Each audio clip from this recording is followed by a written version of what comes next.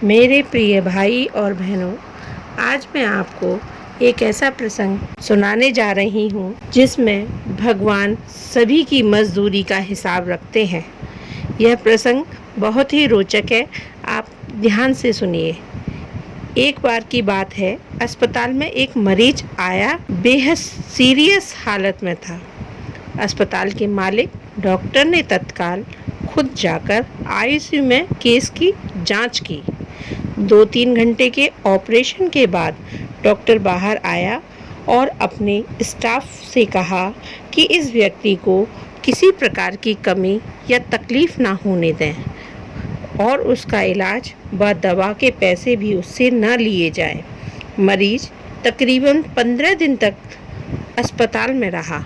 जब वह बिल्कुल ठीक हो गया तो उसको डिस्चार्ज करने का दिन आया तो उस मरीज का तकरीबन 2.5 लाख रुपए का बिल अस्पताल के मालिक और डॉक्टर की टेबल पर आ गया। डॉक्टर ने अपने अकाउंट मैनेजर को बुलाकर कहा, इस व्यक्ति से एक पैसा भी न लेना। ऐसा करो, तुम उस मरीज को लेकर मेरे चैम्बर में आओ। मरीज व्हीलचेयर पर चैम्बर में लाया गया। डॉक्टर ने मरीज से पूछा, भाई मुझे पहचानते हो? मरीज ने कहा, लगता तो है कि मैंने आपको कहीं देखा है। डॉक्टर ने कहा, याद करो, अंदाजन 2 साल पहले सूर्यास्त के समय शहर से दूर मैं जंगल से होकर जा रहा था तो तुमने मेरी गाड़ी ठीक की थी। उस रोज मैं अपने परिवार सहित पिकनिक मनाकर लौट रहा था और अचानक मेरी कार से धुआं निकलने लगा। गाड़ी बंद हो गई। गाड़ी को एक तरफ खड़ी करके हम लोग उसे चालू करने की कोशिश कर रहे थे, परंतु कार चालू नहीं हुई। अंधेरा थोड़ा थोड़ा घिरने लग गया। चारों ओर जंगल और सुनसान था। परिवार के हर सदस्य के चेहरे पर चिंता लिए भगवान से हम प्रार्थना कर रहे थे कि कोई हमारी सहायता करे। थोड़ी देर में एक चमत्कार हुआ। बाइक के ऊपर तुम आते हुए हमें दिखाई पड़े। हम सब ने दया की नज़र से हाथ ऊंचा करके तुमको रुकने के लिए इशारा किया। तुमने अपनी बाइक खड़ी करके हमारी परेशानी का कारण पूछा। तुमने कार का बोनट खोलकर चेक किया और कुछ ही क्षणों में कार चालू कर दी। हम सबके चेहरे पर खुशी की लहर दौड़ गई। हमको ऐसा लगा कि जैसे भगवान ने आपको हमारे पास भेज दिया है, क्योंकि उस सुनसान जंगल में रात गुजरने के ख्याल से मात्र हमारे रोंगटे ही खड़े हो रहे थे।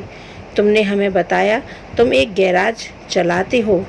मैंने तुम्हारा आभार जताते हुए कहा और रुपए दिए। तुमने ऐसे कठिन समय में हमारी मदद की। इस मदद की कोई कीमत नहीं है, यह तो अमूल्य है, परंतु फिर भी मैंने पूछना चाहता था कि आपको कितने पैसे दूं। उस समय आपने मेरे आगे हाथ जोड़कर जो शब्द कहे थे, वह शब्द मेरे जीवन की प्रेरणा बन गए हैं। तुमने कहा था कि मेरा एक नियम और सिद्धांत है कि मैं मुश्किल में पड़े हुए व्यक्ति की मदद के बदले में कुछ भी नहीं लेता। मेरी इस मजदूरी का हिसाब भगवान रखते हैं। उसी दिन से मैंने सोच लिया कि एक सामान्य आय का व्यक्ति इस प्रकार के उच्च विचार रख सकता है, तो मैं क्यों नहीं ऐसे विचार रख सकता।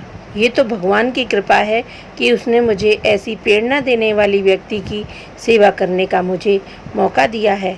ऊपर वाले ने तुम्हारी मजदूरी का हिसाब रखा, उसने चुका दिया। मेरी मजदूरी का हिसाब भी ऊपर वाला रखेगा और कभी जब मुझे ज़रूरत होगी तो वो ज़रूर चुका देगा। डॉक्टर ने मरीज से कहा, तुम आराम से घर जाओ और कभी भी कोई तकलीफ़ हो बिना संकोच के मेरे पास आ सकते हो।